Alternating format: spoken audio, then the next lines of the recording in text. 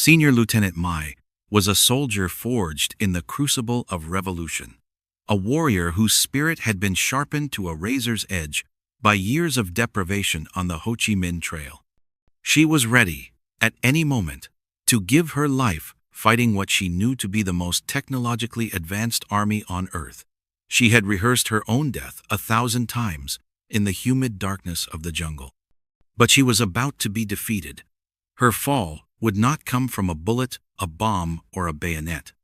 Her ideology, the very bedrock of her existence, would be systematically dismantled by a weapon so mundane, so profoundly civilian, that she had never once been trained to resist it. She would be conquered by a simple bar of soap. To comprehend how such a thing is possible, how a small, paper-wrapped rectangle of processed fats and lye could achieve what a billion-dollar bombing campaign could not, you must first step out of the world you know. You must leave behind the assumptions of a life of plenty and enter the world that made Mai a soldier, a world of perpetual damp, of gnawing hunger, and of absolute, unshakable ideological certainty. We must go back to the beginning, to the world she was fighting to protect, and the enemy she was convinced she understood. Her journey to the trail did not begin in a peasant village, but in the lecture halls of the University of Hanoi. Mai was not a conscript driven by desperation, but a volunteer animated by poetry and philosophy. She was part of a golden generation of northern youth, children of the Revolution who had grown up seeing the French expelled and who now saw the Americans as the final, monstrous obstacle to a unified, socialist Vietnam. She breathed the intoxicating air of righteousness. In her literature classes, she didn't just read the romantic verses of old poets. She studied the incendiary works of revolutionary writers who framed the conflict as a sacred epic, a battle between the pure, agrarian soul of Vietnam and the soulless industrial machine of American imperialism. She and her friends would gather in smoky dorm rooms late at night, not to gossip, but to debate the finer points of Marxist-Leninist theory. They would read aloud from pamphlets describing the imminent collapse of the capitalist West, a society they were taught was rotting from the inside out with greed, racism, and decadence. The American soldier, they learned, was the ultimate symbol of this decay, a soft, overfed mercenary, psychologically weak, fighting for a paycheck, lacking the moral fiber of a true patriot. They were, as the chairman's poetry declared, a paper tiger, all roar, no teeth, all bluster, no soul. Mai believed this not as a political opinion, but as a scientific fact, a historical inevitability. This belief was the central pillar of her universe. It was for this belief that she and thousands of other young women, the best and brightest of their generation, voluntarily walked away from their lives and into the maw of the war. The transition from the world of revolutionary theory to the world of the Ho Chi Minh Trail was a baptism by mud. The trail was not a single road, but a complex, ever-shifting web of footpaths, truck routes, and river crossings that snaked through the impossibly rugged mountains and triple canopy jungles of Laos and Cambodia. It was the artery that pumped the lifeblood of the war effort from north to south, and Mai's unit, the C2 Company of the 559th Transportation Group, were the corpuscles in that artery. Their official title was Youth Shock Brigades for National Salvation. Their reality was a life sentence of hard labor at the epicenter of the most ferocious air interdiction campaign in human history. A day in Mai's life began before dawn, with the clammy chill that was a permanent resident in her bones. She and the dozen other women in her squad slept on bamboo platforms in a hastily dug bunker, the air thick with the smell of damp earth, sweat, and mildew. Their first task was a roll call and a political affirmation, a recitation of the day's revolutionary slogan, their voices a small, defiant chorus against the symphony of the jungle. Breakfast, if it came, was a small ball of sticky rice, often mixed with manioc root to stretch the ration. It was bland, starchy, and rarely enough to silence the gnawing emptiness in their stomachs. Hunger was not an event. It was the climate in which they lived. Their work was brutal. When American bombs fell, which was almost daily, they were the first ones out in the smoking crater. They were not just soldiers. They were engineers, logisticians, and laborers. They filled the craters by hand, a human conveyor belt of woven baskets filled with rocks and earth, their small frames straining under the weight. They repaired bridges with handsaws and scavenged timber, their muscles hardened into sinew. They guided the precious Soviet-made Molotov trucks through the darkness, their senses honed to the faintest change in the drone of an engine or the distant hum of an American spotter plane. The jungle itself was an enemy. Leeches, fat and black, were a constant plague, attaching themselves in the dampness and leaving behind bleeding circles that almost always became infected. Malaria was rampant, its fevers and chills a regular visitor to their bunkers. Fungal infections, which they called jungle rot, were a constant battle, thriving in the perpetual moisture that seeped into their clothes, their boots, their very skin. The only reprieve from the damp was the terror of the dry season, for clear skies meant the bombers could see. They learned to fear the Sunday. They learned to feel the war through the soles of their feet, the deep, resonant tremor that vibrated through the earth long before any sound reached their ears, was the signature of a B-52 arc-light strike. Even when the bombs fell miles away, the ground would heave and shudder, a terrifying, impersonal earthquake that spoke of a power so vast it felt elemental. It was a daily reminder of the industrial-scale destruction that hovered just beyond their immediate horizon, a force wielded by the paper tiger. This fierce, all-consuming reality was held at bay by the equally fierce power of their ideological conditioning. Political indoctrination sessions were as regular as their meager meals. Gathered under a dripping tarpaulin, a political cadre would drill them, reinforcing the lessons of Hanoi. He would read stories of American anti-war protests, framing them as proof of the society's collapse. He would describe the weakness of the American prisoners, who supposedly broke easily under interrogation, crying for their mothers and their comfortable homes. Every hardship they endured was contextualized as a noble sacrifice, a testament to their spiritual superiority over an enemy who was materially rich but morally bankrupt. Their suffering was not a sign of their weakness, but of their strength. Their world was a microcosm of this struggle, a universe of green and brown, of sweat and steel. Amid this world of profound deprivation, certain items from the world beyond took on a near-mythical status. A smuggled tube of French penicillin could save a life from infection. A new pair of canvas Ho Chi Minh sandals, made from old truck tires, was a treasure. A handful of sugar was a luxury beyond imagining.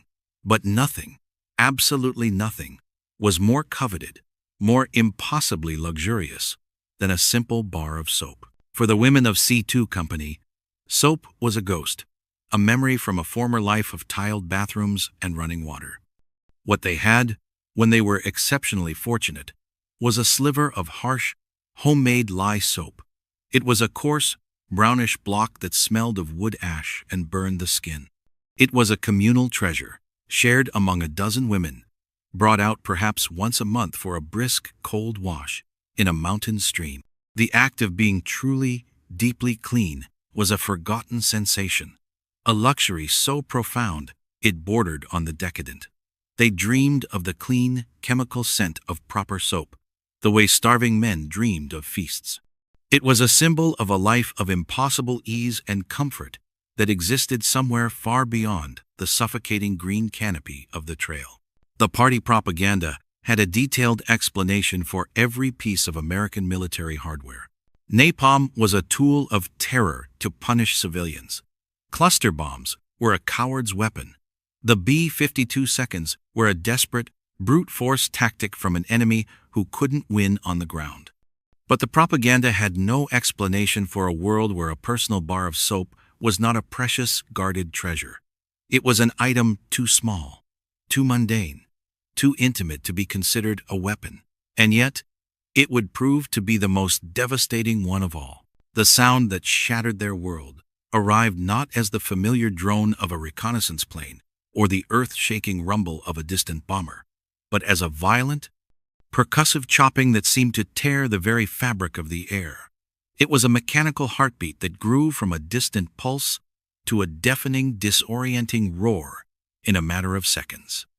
The women of C2 Company looked up from their work repairing a muddy section of the trail, their faces a mixture of confusion and alarm.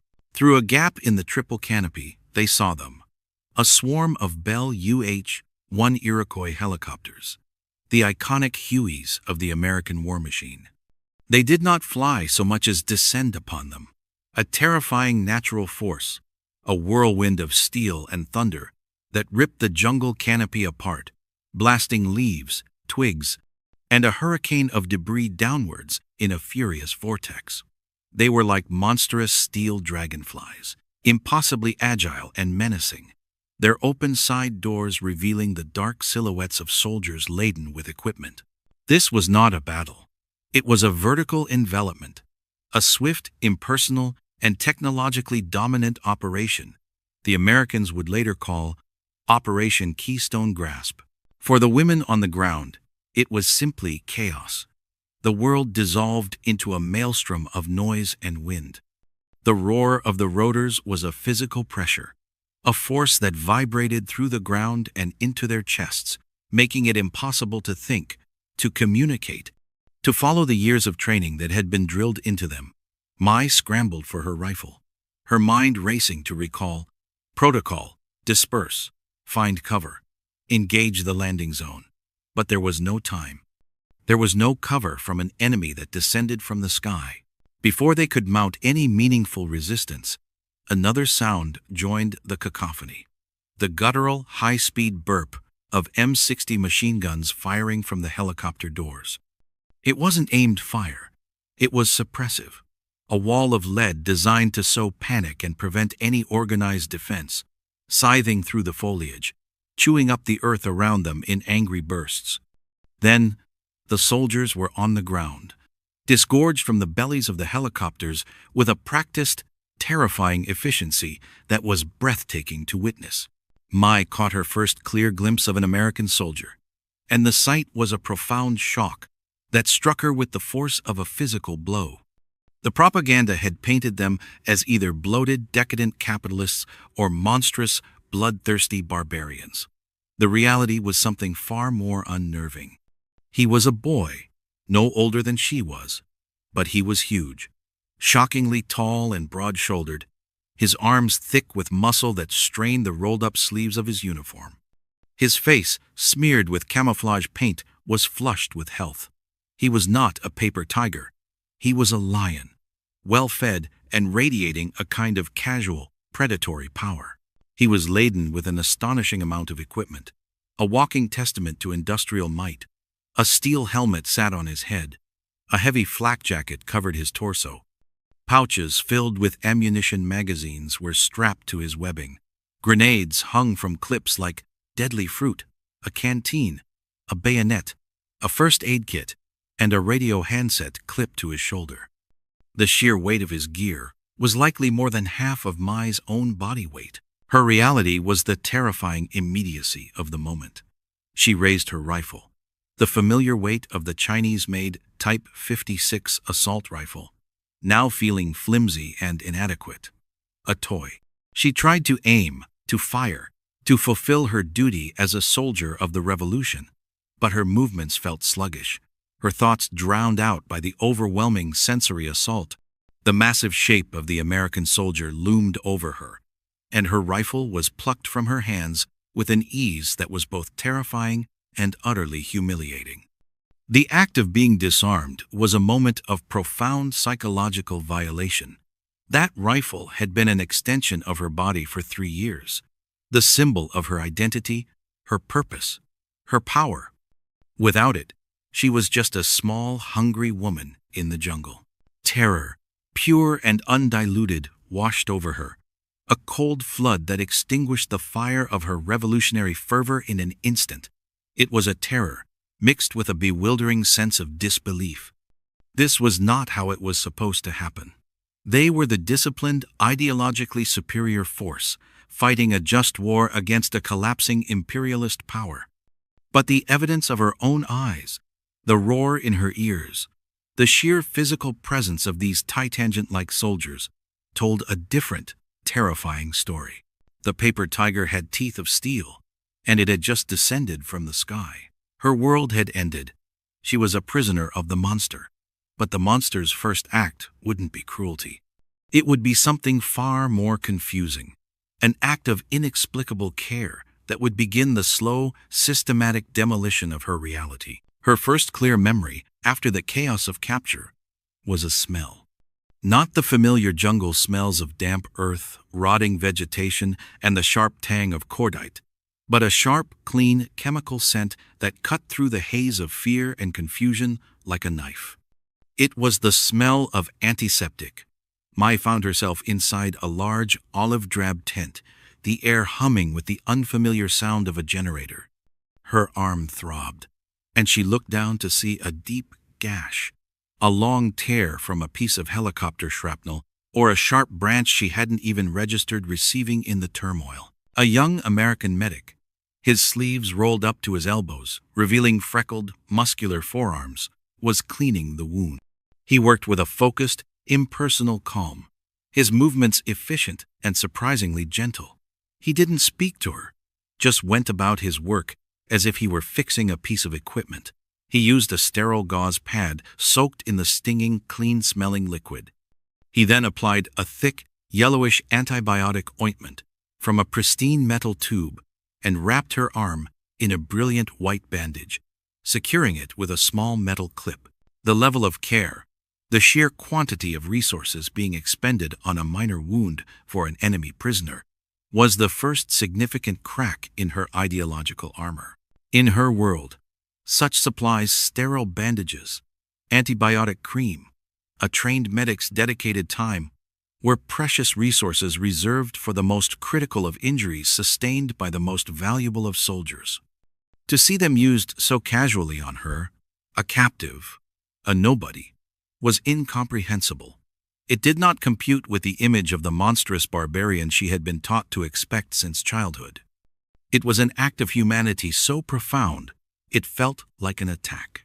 This initial shock was merely the prelude to a series of escalating revelations about the logistical chain of the United States military. From the field clearing, she and the other captured women of C2 Company were herded onto a waiting Huey. The interior of the machine was a maze of wires, metal, and canvas seating.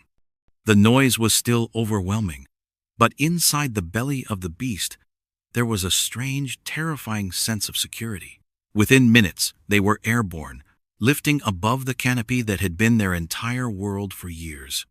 Mai pressed her face against the vibrating window, watching the jungle shrink below, a vast, undifferentiated sea of green. The sight of her country, from this godlike perspective, a perspective of effortless power, filled her with a dizzying mix of awe and despair. They were flown to a forward operating base, a sprawling city of dirt and steel carved out of the wilderness. Here, the process of induction into the enemy's system began. It was a process of cold, bureaucratic efficiency that was more intimidating than simple brutality. They were photographed, a flash of bright light that momentarily bleached the world. A soldier took her hands, rolled each of her fingers in black ink, and pressed them onto a card, capturing her identity in a series of whorls and loops. Another medical check, more thorough this time, a doctor listening to her heart with a stethoscope, looking into her eyes with a small light. Again, the casual expenditure of medical expertise on an enemy was a source of profound cognitive dissonance. The next stage of the journey was even more staggering. They were led onto a tarmac, shimmering with heat, towards an aircraft that dwarfed the helicopters. It was a C-130 Hercules, a behemoth with a cavernous rear ramp lowered like a welcoming jaw. Inside, the space was vast, an industrial cathedral of exposed ribs and wiring. They were strapped into simple webbing seats that lined the fuselage. The sheer scale of the machine was a statement of power, more profound than any bomb. On the Ho Chi Minh Trail, a single Molotov truck was a strategic asset, a precious lifeline to be camouflaged with painstaking care. Its engine endlessly repaired with scavenged parts, its tires patched and repatched until they were more rubber cement than rubber. The Americans, it seemed, had trucks that could fly. This flying behemoth was a symbol of a power she couldn't comprehend. But inside its belly, the Americans would reveal another weapon, one aimed not at her body, but directly at her soul. During the flight, they were given their first American meal. A guard, without ceremony, handed each of them a small olive green can and a plastic utensil packet. It was a sea ration. A meal, combat, individual. Mai peeled back the metal lid with the attached key and stared at the contents. A dense block of ham and lima beans, cold and congealed in its thick sauce. It looked strange, alien, but the smell was of meat and salt, and the gnawing, familiar hunger in her stomach overrode any suspicion. She ate it with the small plastic spoon, the taste overwhelmingly rich, the texture dense and fatty. Accompanying the can was a packet of 4 crackers, a small foil-wrapped square of processed cheese, and a dense, sweet piece of pound cake, sealed in plastic. By her estimation, this single disposable meal contained more calories, more protein, and more fat than she had consumed in the previous 3 days combined. It was a soldier's ration, a basic unit of fuel for the American military machine, and it was a feast beyond her wildest imaginings. It was more than food, it was a message. It communicated a logistical capability that was simply terrifying.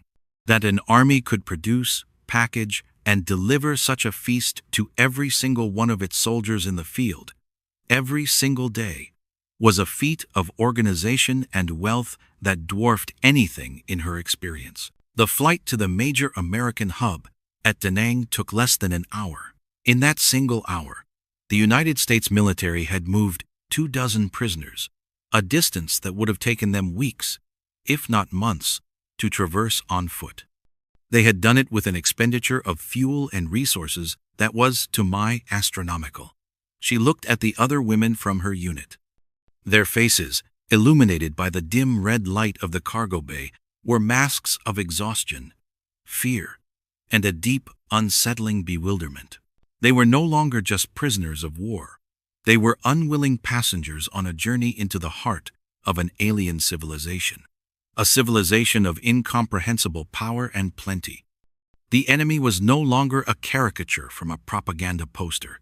It was a faceless, crushingly efficient system that could move mountains, fly through the sky, and provide a feast in a can to its captured foes. The truck ride from the airfield ended at a sprawling complex of single-story buildings surrounded by high fences topped with concertina wire. It was a prisoner of war camp, but it looked unlike any prison Mai could have imagined. There were no dungeons, no iron bars, just clean lines of wooden structures laid out in a precise, orderly grid. A guard, a young American with a bored expression, led the group of bewildered women towards a long, low concrete building. As they approached, a new sound reached them, the sound of rushing water, and the air grew thick with steam. He stopped them at the entrance, pointed to a large cardboard box filled with small, paper-wrapped rectangles, and then gestured towards the open doorway. A Vietnamese-American translator standing nearby spoke a single, simple word that hung in the humid air: shower. The women exchanged confused glances. They were led inside, and the scene was one of almost surreal domesticity. A long room was lined with individual shower stalls, each with a simple curtain for privacy. The concept of a private space for washing was, in itself, a startling novelty. In their world, bathing was a communal activity, a hurried splash in a river, always with one eye on the sky and the other on the surrounding jungle. The guard reached into the box and handed each of them one of the paper-wrapped objects. Mai held it in her palm, It was a small, perfectly formed bar of ivory soap. It felt smooth and cool to the touch. She peeled back the paper wrapper, and a scent filled her nostrils. Not the harsh, ashy smell of lye, but a clean, faintly floral, chemical fragrance. It was the smell of a world she had forgotten existed, a scent of impossible purity. This was the moment. This was the ideological demolition. Propaganda, she would later reflect, was a powerful tool. It could explain away the technological superiority of the American military. The B-52 bombers were a symbol of capitalist barbarism, a desperate attempt to terrorize a population they could not defeat on the ground. The well-fed soldiers were mercenaries, their size a product of a decadent, gluttonous society, their strength hollow because they lacked a righteous cause. But the soap was different. The soap was an argument for which her indoctrination had no counter. Hesitantly, Mai stepped into one of the stalls and pulled the plastic curtain. She turned a simple metal knob, and water, hot water, gushed from the showerhead above. The sheer, unadulterated luxury of it was a physical shock that made her gasp. For years, her only experience of washing was with cold, often muddy stream water. The sensation of a limitless supply of hot water cascading over her skin was so profoundly pleasurable it bordered on the painful. She unwrapped the bar of soap and began to wash. The lather exploded in her hands, a thick, creamy, voluminous foam that felt impossibly soft. She worked it over her arms, her legs, her hair, watching as rivulets of brown water sluiced away months, perhaps years, of accumulated grime, sweat, and the very soil of the trail. It was more than a physical cleansing. It was a psychological scouring. With every pass of the soap, she felt as if she were washing away not just the dirt, but a layer of her identity, of the hardship that had defined her, of the righteous struggle that gave her purpose.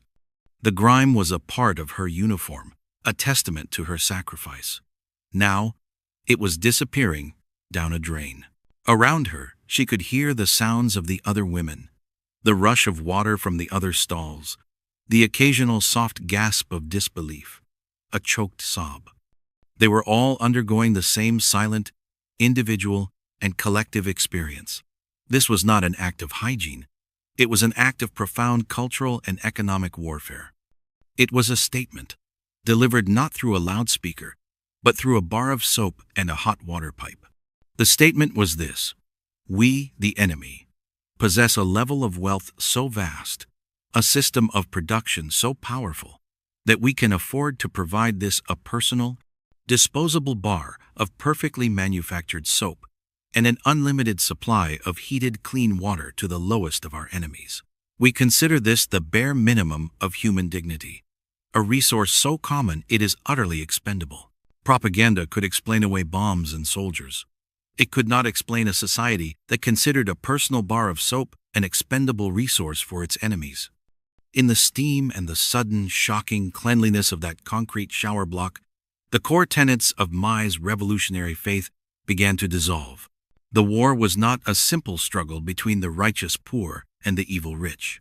It was a conflict against a civilization that operated on a scale of abundance she could not have conceived of, a power demonstrated not in its capacity for destruction, but in its casual, almost thoughtless capacity for creation and distribution. Cleanliness had broken her. The foundation that had sustained her through years of deprivation was systematically dismantled, not by interrogation or torture, but by the simple, undeniable, and devastatingly effective power of a bar of soap. But the Americans were relentless. Their assault would continue at sunrise, not with weapons, but with forks and knives. The first morning in the camp began not with the shrill blast of a bugle or the urgent call to muster, but with a smell that was both alien and deeply enticing. It was the smell of frying bacon and brewing coffee, aromas that drifted through the screened windows of the barracks and gently roused the women from their sleep. They had slept on individual cots, each with a mattress and a clean wool blanket. The simple comfort of a soft surface and a dry covering was a luxury that already felt deeply unsettling.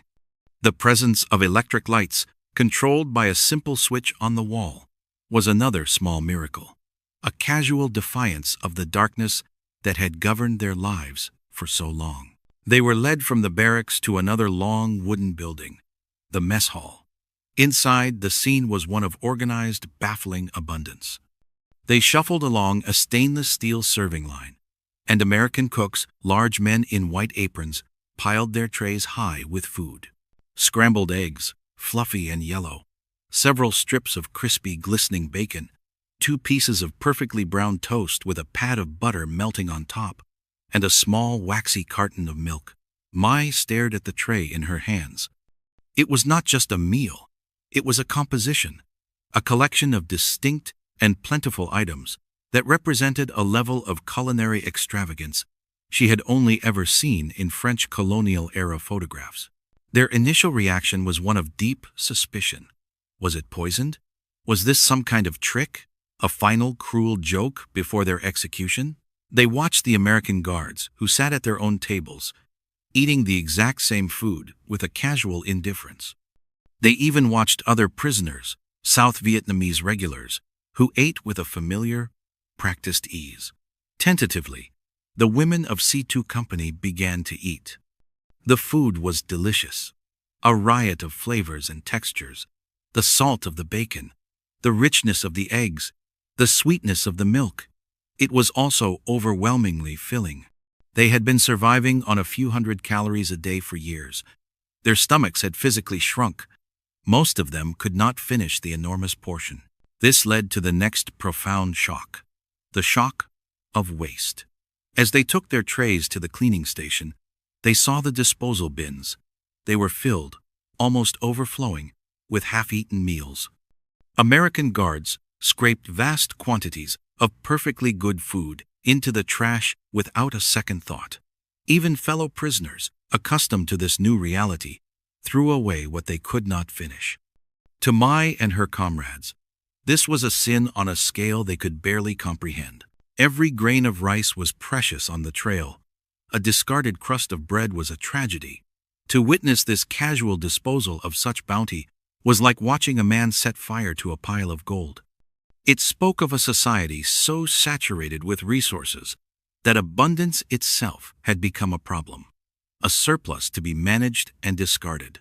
The camp was a weapon, more effective than a B-52. It did not attack the body.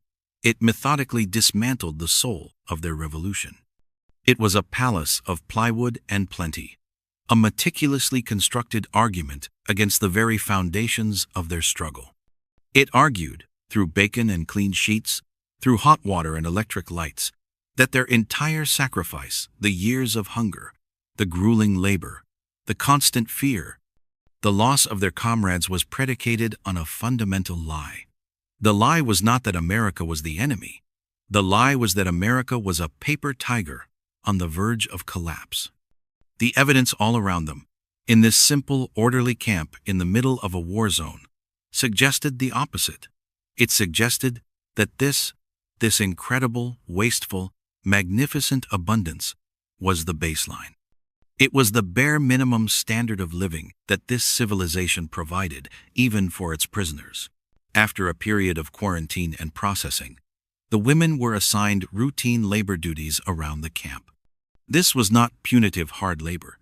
It was a structured part of the camp's daily operation, and it served as a narrative vehicle for an even deeper observation of the American system. Mai was assigned to the camp laundry. The experience was another descent into a world of industrial power she could scarcely have imagined. The laundry was housed in a large metal shed, and the moment she stepped inside, she was hit by a wave of heat and the overwhelming roar of machines. A row of massive gas-fired washing machines, each the size of a small car, churned and sloshed, their porthole windows showing a vortex of suds and clothing.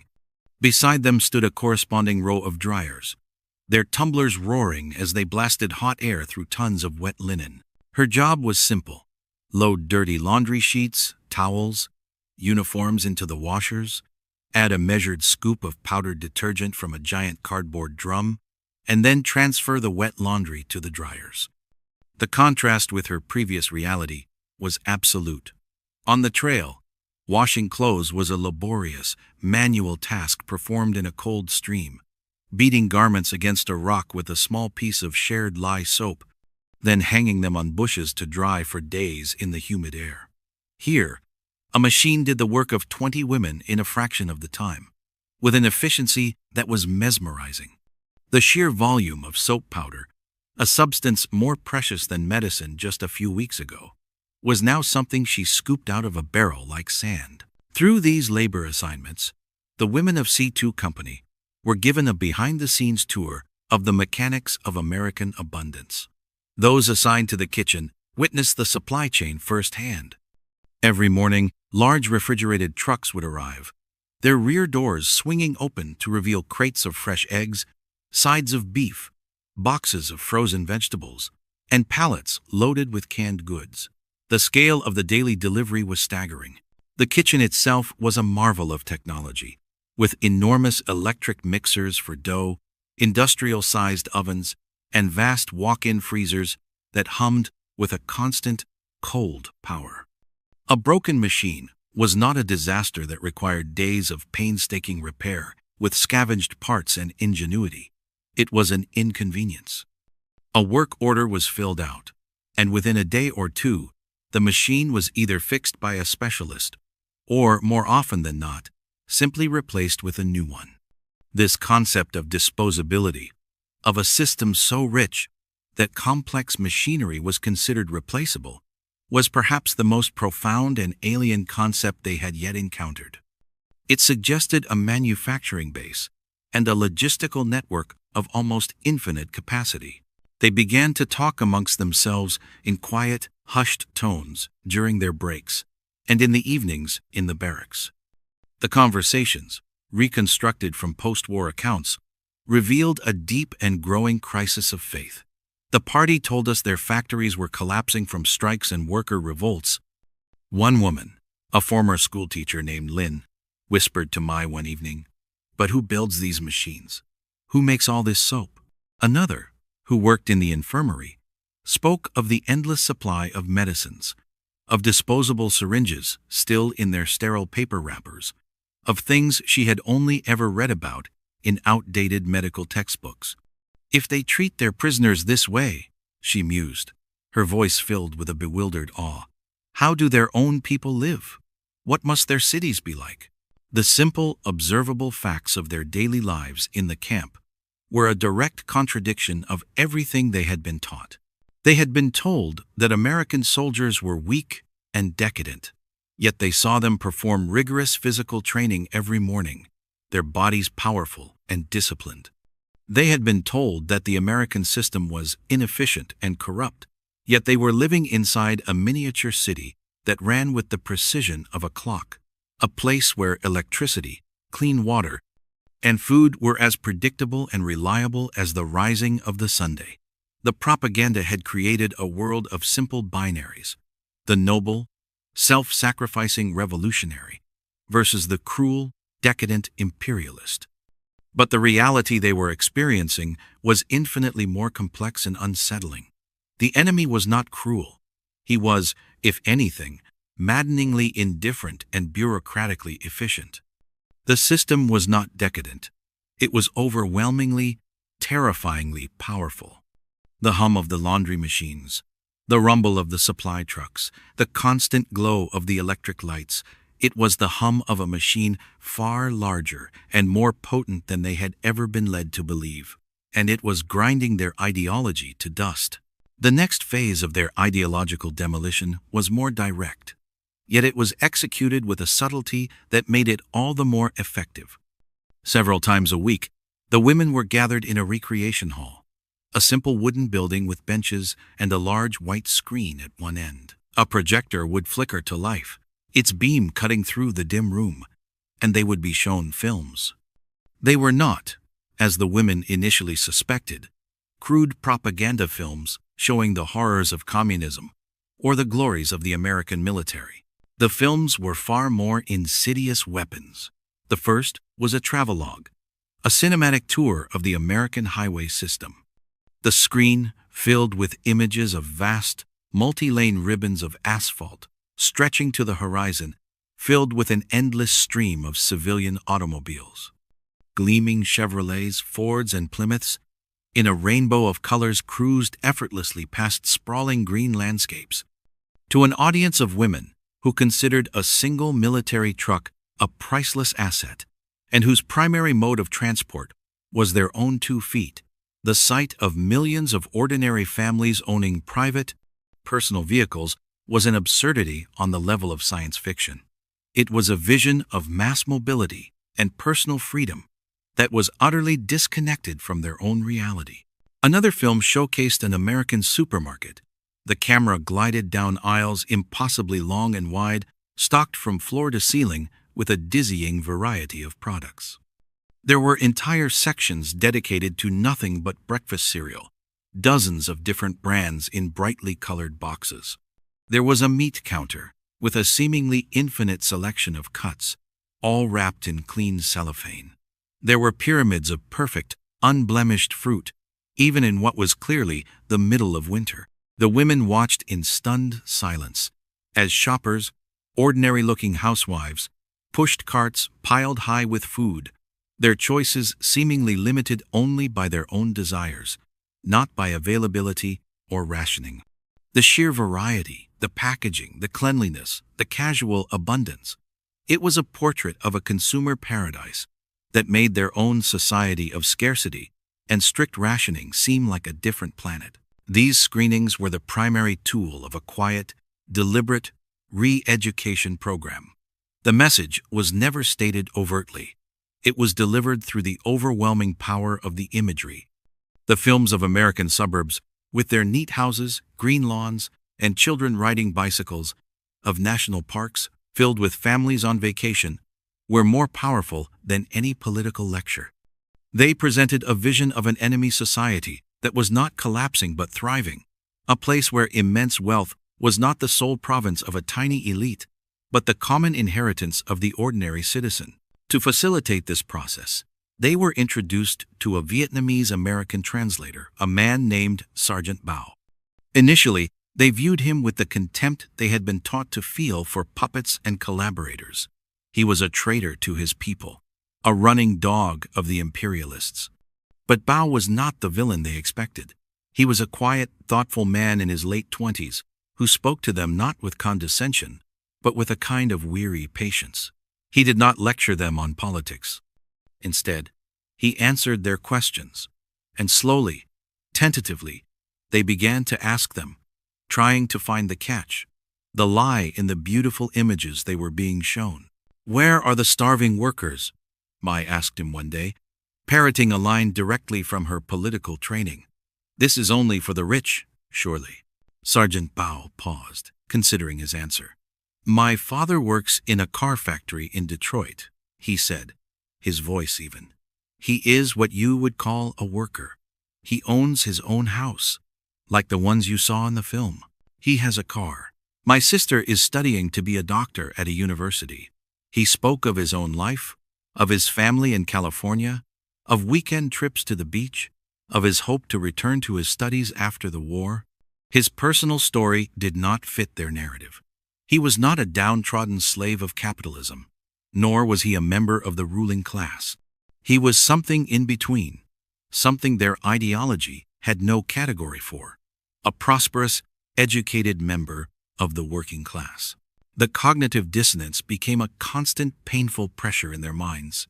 They were caught between the absolute certainty of their lifelong indoctrination and the undeniable, overwhelming evidence of their own senses.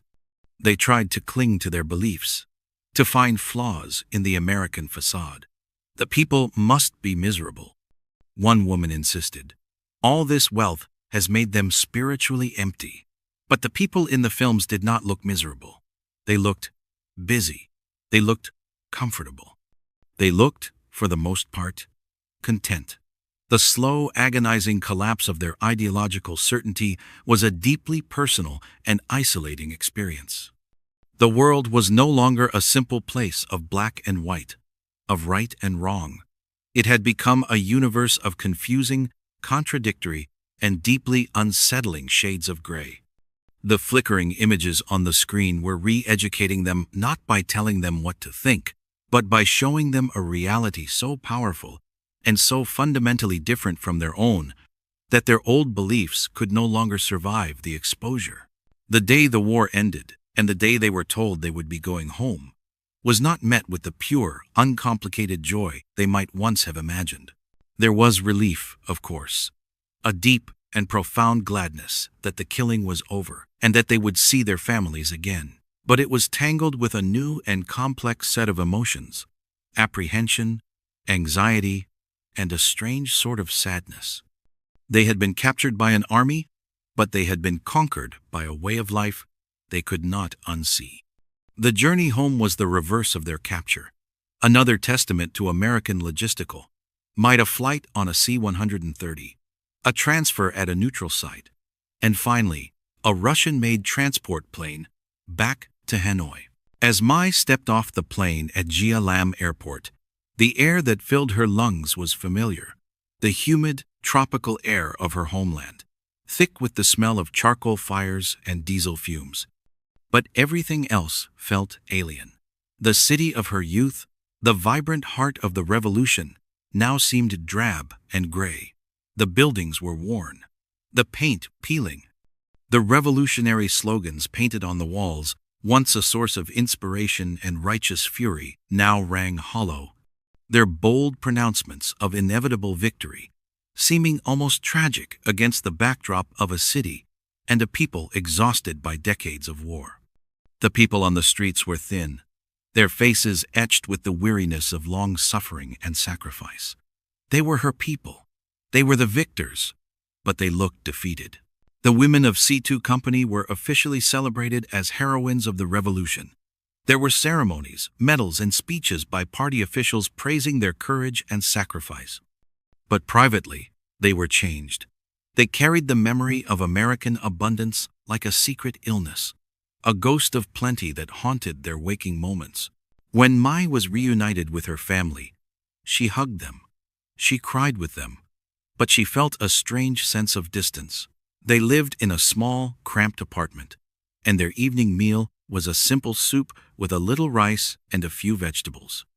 It was the food of her childhood, the sustenance of her nation, and yet her mind could not help but compare it to the casual, thoughtless bounty of the POW camp mess hall. The memory of the overflowing trash cans, filled with more food than her family would see in a week, was a source of a deep and abiding guilt. In the years that followed, many of the women found it difficult to reintegrate. They were viewed with a subtle but persistent suspicion by local party cadres. They had, after all, spent years living with the enemy. They had eaten his food, worn his clothes, and been exposed to his ideas. Had they been corrupted? Political re-evaluation sessions were common for former prisoners of war. Long interviews where they were expected to recount their experiences and reaffirm their loyalty to the party and the socialist cause. Mai and the others learned to give the expected answers, to speak of the enemy's cruelty and their own unbreakable revolutionary spirit. But they could not share the truth. How could they explain the profound psychological impact of a supermarket or a hot shower? How could they describe the quiet, efficient hum of the laundry machines? These were not stories of heroic resistance. They were admissions of an ideological defeat that was too complex and too dangerous to voice. The ghost of plenty was a quiet torment.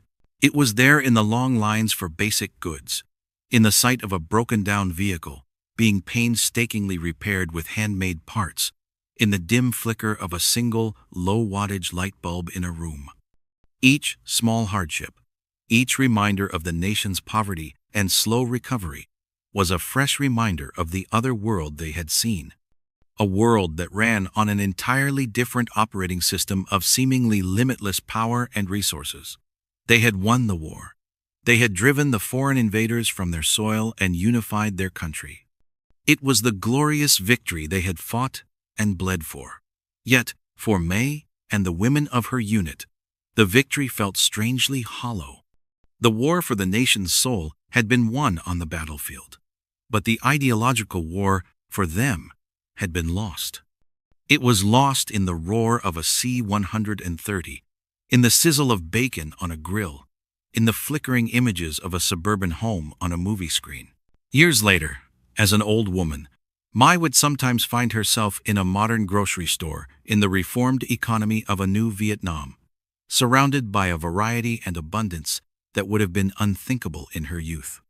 She would walk the aisles, looking at the neatly packaged goods, and the memory would come rushing back, as clear and as sharp as the day it happened.